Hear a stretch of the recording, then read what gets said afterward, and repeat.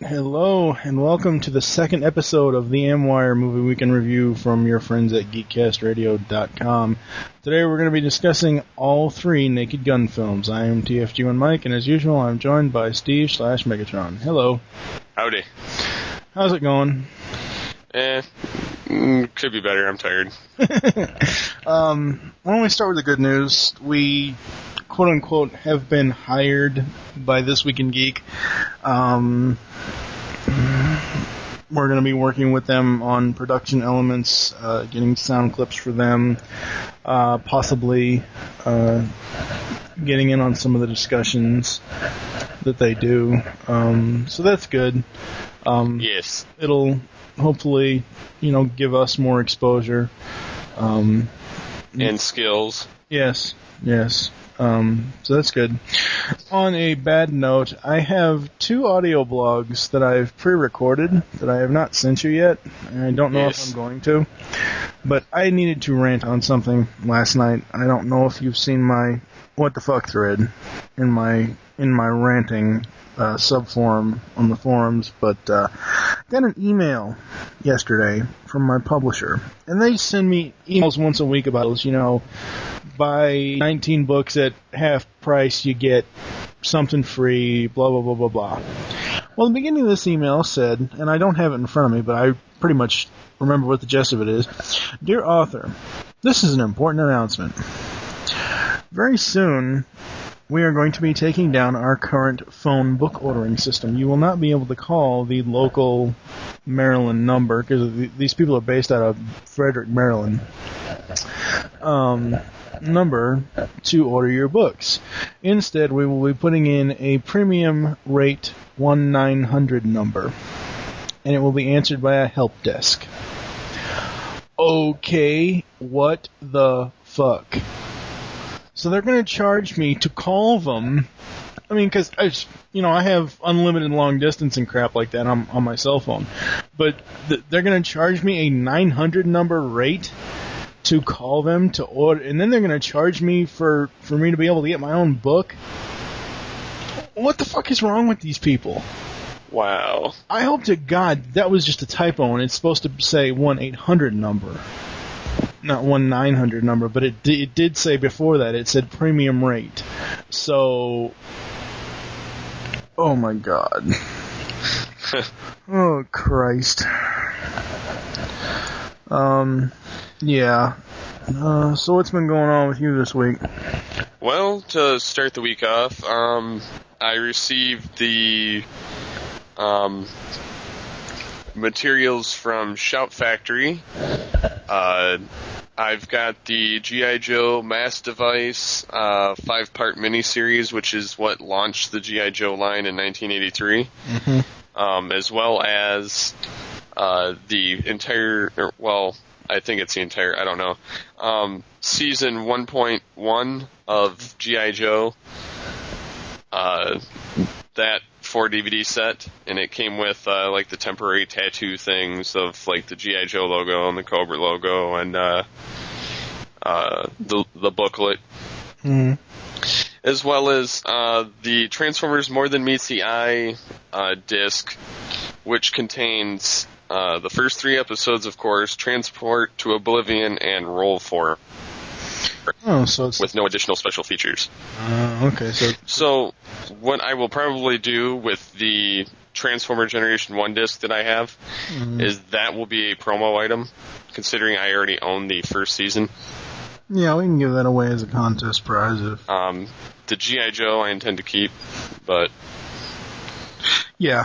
Oh, at least this way you don't have to go out and buy it, because apparently Shout Factory didn't tell you that you had to send these back at all, so that's... No, not apparently, so... yeah. And another thanks to Shout Factory and Dana of Shout Factory. Yes, very much so.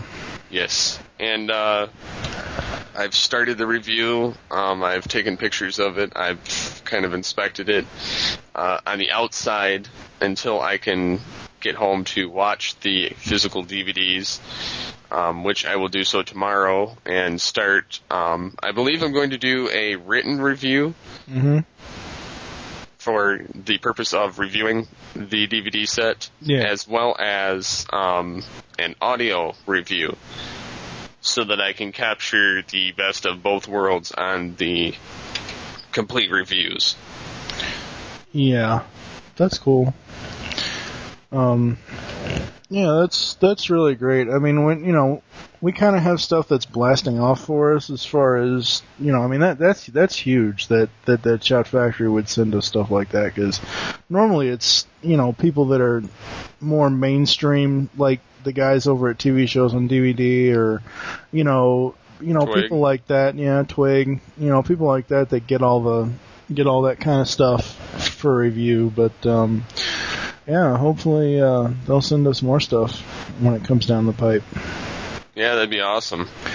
So I believe we're going to get into the show topic today. After this clip right now, you're going to hear the Naked Gun theme and then the discussion on the first film. Alright, we are going to be talking about the Naked Gun film franchise. First off, I'd like to say that these films are not conducive to audio grabbing. Majority of the stuff is sight gags, so you have to actually watch the movie to actually get it. I did get one clip, and only one clip, which I'll play now, and then I probably won't play it until maybe the end of this episode of MWIRE today, but here is the one clip I did get. I'm Lieutenant Frank Drebin, Police Squad. Thud. I went over and over and over with these DVDs looking for good sound clips, and I don't know. Quite hard to get your hands on, especially when most of it is sight-driven gags. Oh, exactly. So I guess the way we're going to do this is I'll read I have mini plot synopsises for each film. I guess I'll read the first one. Steve, you can read the second one, and then I'll read the third one, or we can just go off. Okay. Whatever. It's just whatever to get it done. So Naked Gun from the Files of Police Squad. This film franchise is actually based off of a TV series. And you had told me off air before we started that apparently Drebin was supposed to be more of a serious / straight man type in the series. Yeah, it was supposed to be more so like Dragnet-ish. Ah, yes. And it went completely... Well, he was Dragnet-ish in the show, but in the movies, he was more Maxwell Smart. And that's an insult to Don Adams. Because Steve Carell played the same character as well. Yeah, well, Steve Carell isn't. Yeah, we're not even going to go there. I don't know if it. When did these come out? In the 90s? Yeah, because it was around that. I know the third one came out around 90 something, because it was around the time where Anna Nicole Smith was still alive and she was fighting her 99-year-old husband's.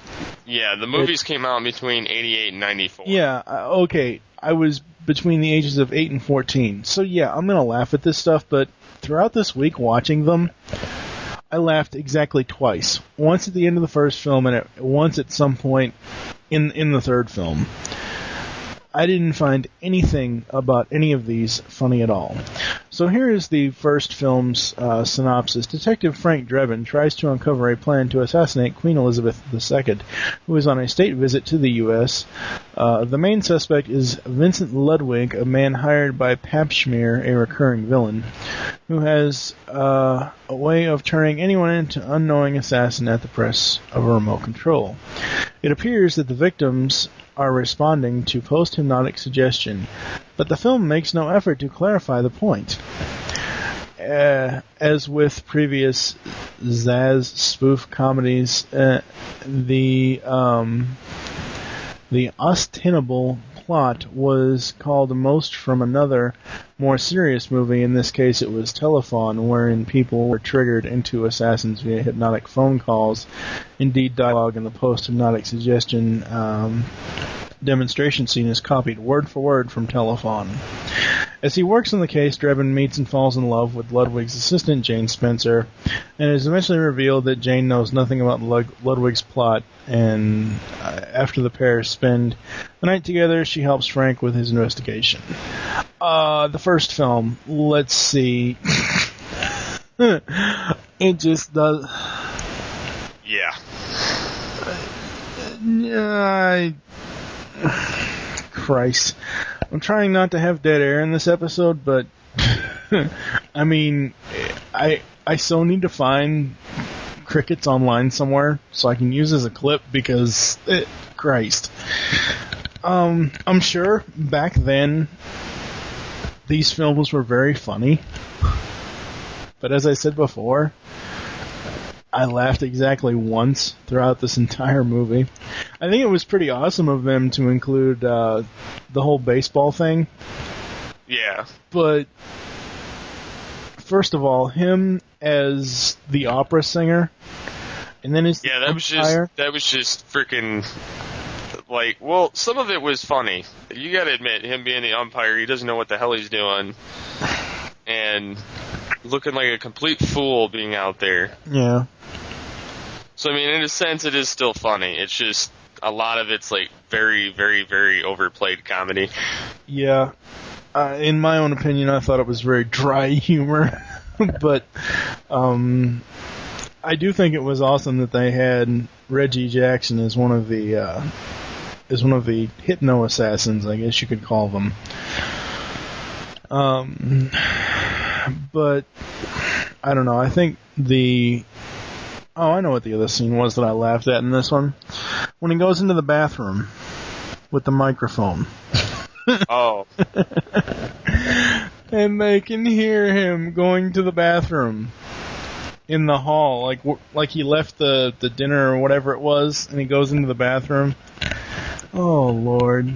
But, no, I mean, I really don't know what else to say about this film.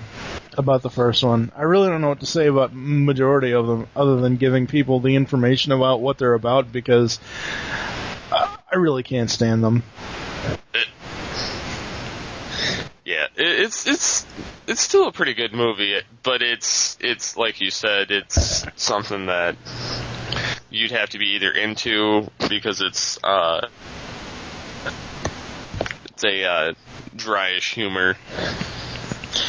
It's more along the lines of where, like, the American Pie humor came from in movies like that. Even though this is more of it's more like in your face than American Pie, I guess. It's not, school kids or teenagers or college kids, doing stuff. It's this kooky old man who, attempts to be like Maxwell Smart, and in my opinion fails miserably. See, I don't really compare it to that. I think of it as like a just old-fashioned funny movie, because I grew up on some of these shows. Yeah. And watching them with my dad when I was younger, so I find it quite entertaining. But at the same time, I like the particular actor, Leslie Nielsen, in most of his movies. Yeah. And it was only in those, like, particular, like, the Police Academy, or not Police Academy, Police Squad, Naked Gun movie, that, that and Spy Hard, that I only really cared for him as an actor in them. But, it is a pretty, dull story through part of it. Yeah, very much so. And,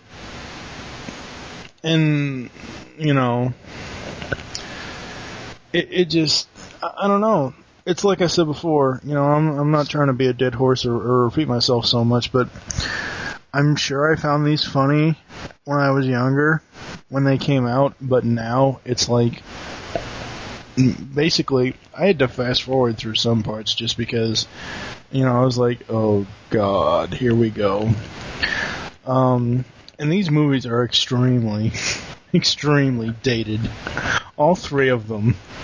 Well, yeah, and then very, look at the fact it's got OJ in it. Well, yeah, it's probably Before he was in big trouble for yes. What everybody knows. Yeah.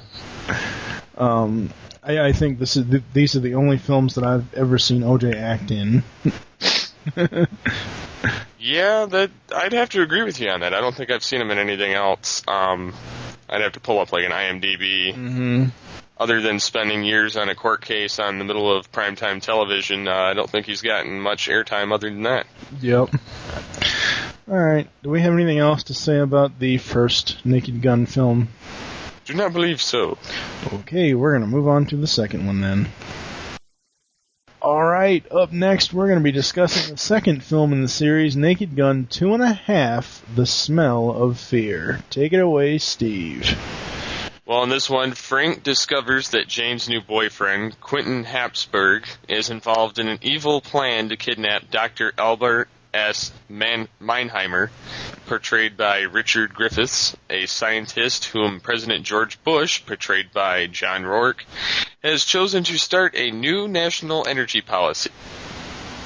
Quentin Hapsburg plans to kidnap the real Dr. Meinheimer and replace him with a look-alike named Earl Hacker, also portrayed by Richard Griffiths, who will endorse an energy policy according to the dictates of the energy lobby. Yeah.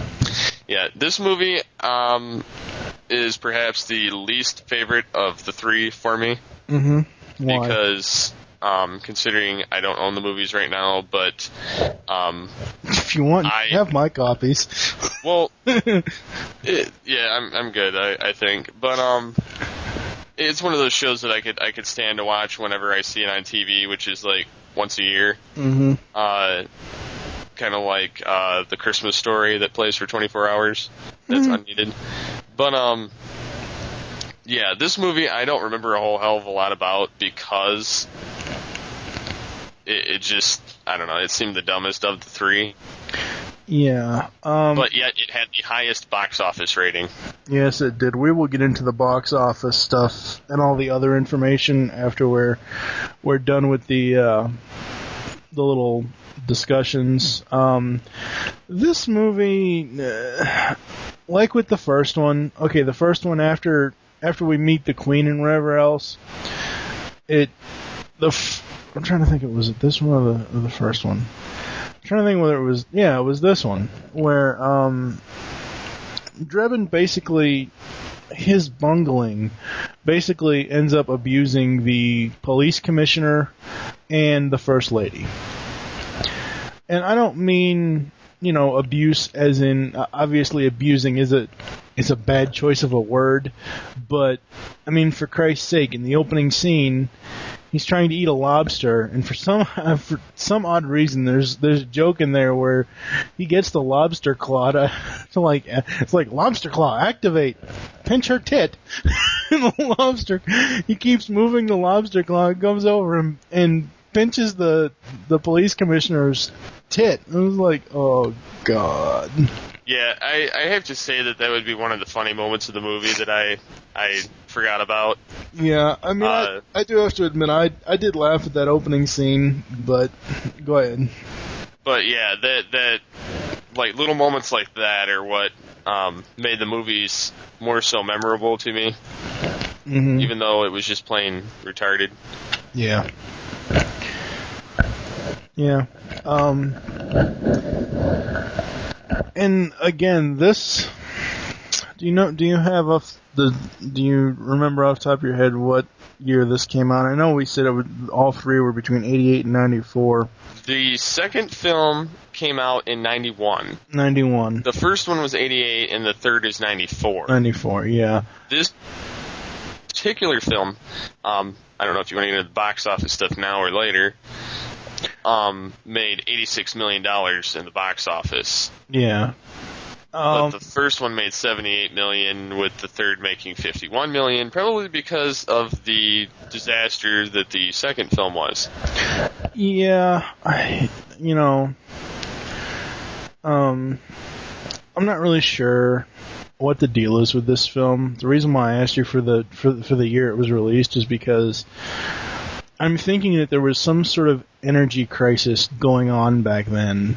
I know we were just starting Desert Storm, Desert Shield, whatever, the whole Gulf War thing.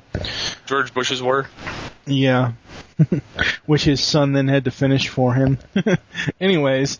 Because he fell asleep while they bombed the third world countries. Anyway. Yeah. I really... This film was, as we've said, pretty much the most forgettable out of the three. Yes. It's basically just there.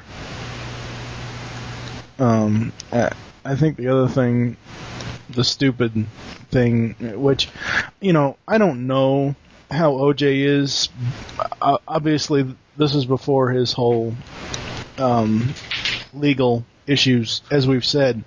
I don't know how he was. I mean, I've never been a fan of his as far as, the whole football thing and, whatever else he's acted in. But the role of Nordberg was actually white in this TV series. Oh, really? Yes. Oh, Christ, I didn't know that. The role of Nordberg, regardless of the color of the actor or the character playing him, is very stupid. And pointless. Yeah. And very, very pointless. He's just one of those characters that shows up for 2 seconds to get something bad happen to him and then disappear again. Pretty much. And then show up later in the film hurt just so that Drebin can mess him up again. Well, the main thing why I don't like Nordberg is, as I said, the stupidity factor is like off the fucking chart. Because he'll be there, I think in that end scene where they have to clear the building out because of the bomb. Yeah. He's like, okay, everybody just calmly move to the exits. Everything will be fine. We're having a situation. We need everybody to leave. And he goes, oh yeah, so the bomb doesn't explode. And then it panics everybody, and everybody does a mad dash to the front door, and he's like covering his mouth like, oops, what'd I do? It's like, characters like that really piss me off. Yeah, I don't know. I didn't care for the character at all. I think they just were trying to include the character from the original. Mm-hmm. And, yeah, they could have done without it. And it should be noted that I don't know about you, but I have never seen the series. I've never seen it either because I didn't even know it existed. I just thought that From the Tales of Police Squad were just a subtitle for the first movie. Like, it came from some mysterious police, records. Yeah. Because to me, the way the story started out, you didn't honestly need the classic TV series to work off of. Yeah, no, you didn't. So do we, I know we're not really going in depth with discussion on these films, but do we really have anything else to say about the second one? Absolutely not. Yes, so we're going to go on to the third film. And the last film we're going to talk about today is Naked Gun, 33 1/3, The Final Insult. It should be noted before we go any further that the people that made these films were the same people that made Airplane. And I find that very hard to believe. I know that Airplane is dark at a few points. I haven't seen Airplane in a while. I need to eventually. But the third film, I liked it, but again, as I've said before today, before in this episode today, that these films just are not one of my favorites anymore. Yeah, the third movie, trying to think. Oh yeah, I remember the third movie now. It's not one of the strongest ones either. It's stronger than the second one, but yes. Yeah. But The Final Insult would be a fitting title for this movie, because it would be the final insult to the box office of this line. Yeah. That should have stopped after the first movie. Thank God there was not a fourth one. And I don't think that they... It would have been 44 1/4. Oh, God. I don't think that they could have gone any more harsh than what they went with this film at the end. And I'm not even really going to bring up the scene, but let's just say Anna Nicole Smith's character has not female parts, and that's all I'm going to say about that. Yeah. So to synopsize this one, in the third film of the saga, Frank is married to Jane, and he's retired from Police Squad. The film introduces a criminal, Rocco Dillon, who is stuck in prison. He is contacted by Pap Smear to be given a target for bombing. Frank is pulled out of retirement and has to go undercover, pretending to be a prisoner named Nick the Slasher McGurk, in the jail where Rocco Dillon is being held. They break out of jail. When outside, they are escorted by Dillon's gangster mother to his country retreat. At his hideout, Frank is told of the plot to blow up the Academy Awards. When Jane arrives looking for him, she is taken hostage. And that's all the plot synopsis IMDb offered. It just stops there. It doesn't say anything about, Frank eventually saving the day or blah, blah, blah, blah, blah. Obviously, the reviewer that wrote it fell asleep before he finished writing and submitted it. Well, I should note on this that when I got the research for these films, I only got, I went to Wiki and I searched, Naked Gun. And it came up the Naked Gun films. And it, on the script I came up with here, for what we're going to be talking about today, there, for further information links, you can click on each film, and it probably gives more details. But anyway, this one had some funny moments, but as we've said before, just no. Overall, it was a pretty forgettable movie. Yeah. Yeah, pretty much. And this was at the 90s height of Playboy. That's why Anna Nicole Smith was in it.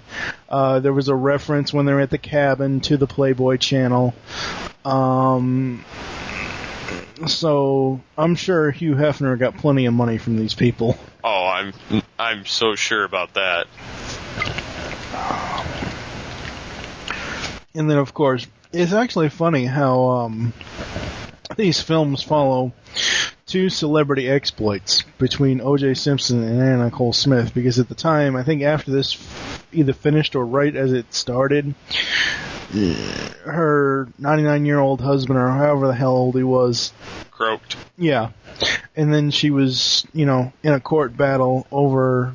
trying to get the money. Yeah. And then, of course, I think it was last year or the year, it was 2 or 3 years ago now, she passed away herself. Yes, and then only her kid is remaining, I believe. Yes. And she had another son, too, but he, I guess, committed suicide, I think. Mm-hmm. Yep. Yeah. I thought it was nice, because I didn't even know Pap Smear, the character of Pap Smear, I didn't know he was in the first film. I had no idea until I watched it this week. So I thought it was nice that they brought back a recurring character like that, as far as being the behind-the-scenes type, silent villain partner thing. The mother was just funny as hell. I found some of her stuff pretty funny. Yes. Especially when she gets the teleprompter dropped on her head at the Academy Awards. Yeah. The Academy Awards, not a lot of films, even now.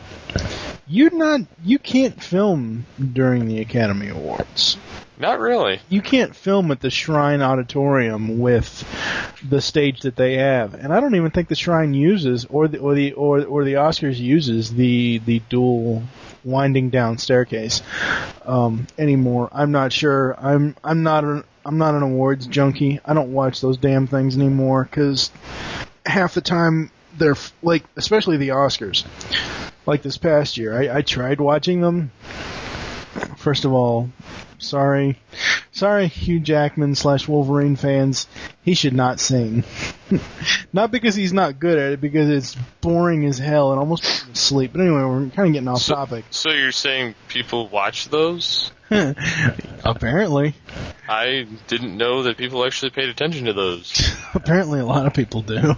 I didn't think registered on those people's radar. They don't on mine. Well, yeah. We are geeks, so. Yeah, I don't care to sit and see Hollywood spank each other's ass and say, "Oh yeah, great job," blah blah blah. If it was films that I actually knew, I think the only two films out of the entire set that were there this year, and I know we're getting off the topic, but it kind of blends into the plot of the whole third film because they're trying to blow up the fucking Academy Awards. The only two films this year that I really remembered was the Curious Case of Benjamin Button, and which wasn't so curious case to me, and Wall-E, which, I'm sorry, Iron Man and Dark Knight should have taken every category at that show this year. But Iron Man wasn't even nominated, and Dark Knight was only nominated for soundtrack and behind-the-scenes stuff. Yeah, that's pretty messed up. Yeah, whatever. So anyway, back to this. I'm over it. Yeah, I really don't care. Awards, whatever. I like how they make fun of all the new categories. There's like thousands and thousands of envelopes to go through, which it makes it seem like this show lasts for 2 days. Which I'm sure it does, and then they just show you the edited, condensed version. Oh yeah, probably so. I did actually like how they showed in this film doing the Academy Awards, the behind-the-scene things with the producer and the director in the booth. I thought that was kind of cool, showing that. And I guess we should mention that Leslie Nielsen is a doppelganger for Phil Donahue. Yes. Yes, I forgot completely about that part, but yeah, that is very, very true. I remember that now. We should also mention Raquel Welch gets a microphone down her throat, which, draw your own conclusions, folks. Practice? Anyways, let's move on. Talk about snowballing. Okay. Oh. That's where you really need the booing. That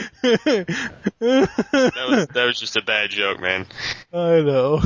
That was a low blow. We need to get off this subject. Yeah, we do. It keeps dragging way downhill. Yeah, we do. Yeah. I guess I can boo myself. And I'm sorry if the sound clips come out louder than normal. Still having headset issues as far as volume control. Anyway, so yeah, I think we're going to move on to the general talking about the characters, stuff like that. So the film reviews are over.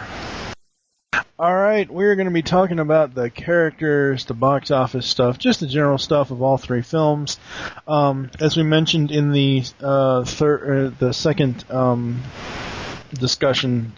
discussion, the first film grossed around $78,756,177. The second one grossed amazingly $86 million, and the third one $51 million. Okay. Yes. For the second one, being the worst out of the three, it grossed the most. Makes no sense. I think why it probably did is because everybody liked the first one, and they were, anticipating a sequel. I guess we can move on to the characters, starting with Leslie Nielsen as Sergeant Frank Drebin, a Dutch-Irish detective lieutenant police squad.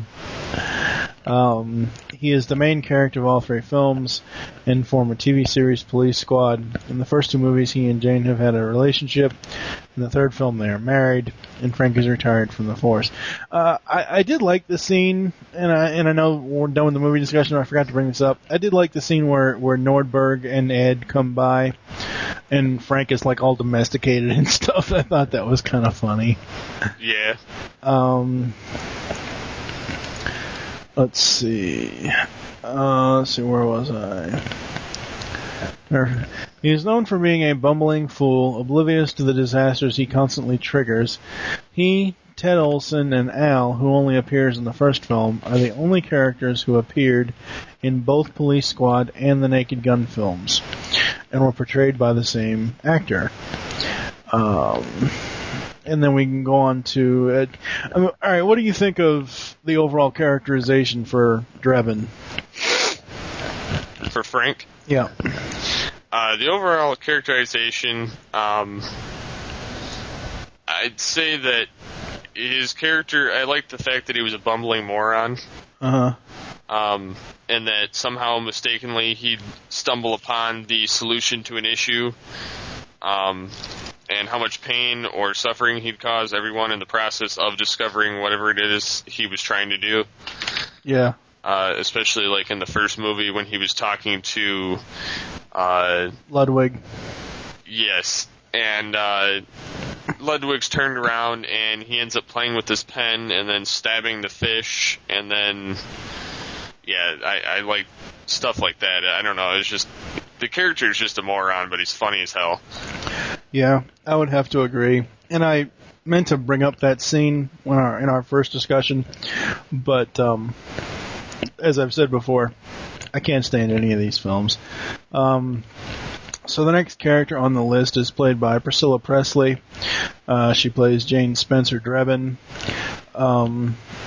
In the first film, she is Vincent Ludwig's assistant, but knows nothing about his world domination plans. After she spends the night together with Frank, she helps him with his investigation. She returned in the second film, revealing that her relationship with Frank is over. She has a new boyfriend, Quentin Habsburg. This is the second time she falls for a man with evil plans. She and Frank make up during the end of the second film. In the third film, in which she is married to Frank, who is retired from... She reveals to be a lawyer. And I didn't mention that scene in the third film discussion. My two favorite scenes out of the third film was the beginning with the courthouse steps, and then the lawyer scene with her with babies everywhere. And then the judge, even as a kid, and he's banging the gavel, and she goes, "No, no, no. Mommy said no banging the gavel during court." What do you think? There really isn't any characterization notes on her. It's basically just the synopsis shortened. Yeah, she's basically just there. Yeah. I guess we can move on to Mr. O.J. Simpson as Officer Nordberg, one of Frank's colleagues. He and Frank are partners for about 5 years, and he is Frank's best friend. As stated in the first film, Nordberg always gets himself in very painful situations in all of the films. Officer Nordberg without... Wait, what? Oh, okay. Officer Norberg, without the D, from Police Squad, seems to be the same character. According to the Internet Movie Database, Norberg was portrayed by Peter Lupus. Wow. Okay. I didn't see the series, so I really can't compare the two. No, I can't either. As I've said before today, earlier in the episode today, that I did like some of the comedy scenes with him, like the hospital, when Frank causes the hospital bed to go up and down and all around, and yeah, that was pretty funny. That was funny. At the end of the first film, when his wheelchair goes down the stadium steps, that was funny. And we move on to George Kennedy as Captain Ed Hawken. Frank's boss, Ed simulates Frank to talk to Jane in the second movie. Just like Frank in Nordberg, he knows a lot about boxing. He is responsible for Quentin Habsburg's accidental death, although the real cause of his death is that he was eaten by a lion. Oh yeah, that's right. He knocks him off because he rushes. Ed rushes over to Frank and hits Frank because Frank was holding Habsburg. And yeah, I thought I said Habsburg. I don't know. It's revealed in the first film that he is married to a woman named Ethel. In the second film, he is married to a woman named Edna, and it is stated that he has been for 30 years. In the TV series Police Squad, he was portrayed by Alan North. I think my favorite Ed moment was when Ted shot him with the tranquilizer dart, and he goes, "Ted, why?" And he falls over. Yeah. He was always eating stuff. Yeah, I don't remember much of that. He was always, I don't know if it was the third or the second film, he was always eating stuff. And those are basically the main characters. As far as the heroes, we're going to kind of like talk about the villains, I guess, the main villains. In the first film, you had Vincent Ludwig, portrayed by Ricardo Montalban. Yeah, there you go. He played Khan in the original Star Trek. Star Trek reference. Yes, and he was also, I think, in an old classic TV series. It was like The Love Boat or something like that. I don't know. Some shit like that. I don't know. I'm not an expert on him. So, yeah. Yeah. And then in the second film, you had Robert Goulet playing Quentin Habsburg. In each of these, it gives how they died, which we've already kind of talked about, except for Rocco's. Rocco, who was played by Fred Ward in the third film, he falls from a catwalk in the theater, but because he has the cord attached to his ankles, the recoil elevates him, innocent, flying away through the roof into an overflying private airplane, which explodes seconds later because he was holding the ticking bomb. It should also be noted that Pap Schmear was on that plane. And then we have notable cameos. David Zucker, who was the director of the first two films, played a man fixing a picture up onto the wall of his house. The driving instructor, who was played by John Houseman, who I think has passed away. Yeah. It was his final appearance. Yep. The baseball announcer was Dr. Joyce Brothers. There was a lot of baseball people. In the first film, you had Kurt Gowdy, who has now passed away. Just a whole bunch of James Earl Jones was in the third one, and also was in. He made a cameo in Scary Movie 4, which Leslie Nielsen was also in. Yes. And then Ray Burke, which at first I thought that said Ray Bork, as in the hockey player, but it doesn't. Anyway, played Pap Schmear. He was the only actor to play the same villain twice in the saga, appearing as Pap Schmear in the first and the last movies. And of course, Weird Al hasn't appeared in all three as himself. Which also, in addition to that, he was in another movie with Leslie Nielsen, which is called Spy Hard, and did the opening theme for the movie. Oh, well, that's cool. Yes. Which I found Spy Hard a lot more entertaining than this entire series. Yeah. And it was made as a one-shot, meaning that nothing else was to come out of it. Yep. Which was probably the best thing they could have done. Oh, yes, very much so. Especially with Matlock as the villain. Oh, Christ. And I wanted to say about, it wasn't the Love Boat for Ricardo Montalban, it was Fantasy Island, just so they don't have people emailing. Deplane! I think that's about the only thing I remember from Fantasy Island is that. Alright, let's just go ahead and we didn't really get into this in the first episode. Why don't we just go ahead and do like from 0 to 10 scores. I give all three of them zeros. Okay. Well, I'm going to be a little bit more fair on it than you perhaps would be. I'm giving the first movie a 5 out of 10, meaning that it wasn't entirely crappy and forgettable. The second movie, I give it a 1. Yeah. Only because it had some of the characters recurring. The third movie, I give it a 4, only because I've seen it many, many times and laughed at several scenes within it, and in my childhood anyhow. And it's one I remember more so than the second one. Yeah. I mean, if I was going to be more fair and just not go by my viewing this week, I'm not going to change my zeros because I did not laugh, maybe 2 or 3 times throughout all 3.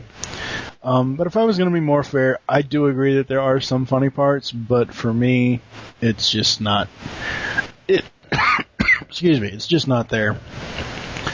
Yes. It's just not there. So, I guess we're going to go into the closing after this. Deleted. For joining us here on Movie Week in Review. There are several ways to get in contact with us or leave feedback for the show. The first is you can visit the geekcastradio.com website and find all the other shows that we do. The second is you can stop by PredicaunEmpire.com/CafeSpark and get all your GCRN/Transformers discussion topics there. You can also go over to PredicaunEmpire.com/CafeSpark/chat and be in the chat room, although not a lot of people are in there. Well, there's some people in there off and on, but every time I've gone in, it's people exiting as I enter, so maybe they're scared to talk to me. Anyway, the third is you can leave the show feedback on iTunes. 5-star feedback is appreciated. The fourth is you can visit the earth-2.net forums and find our threads for the shows in the self-promotion section. And the fifth is the email address, which is gcrnmwire@gmail.com.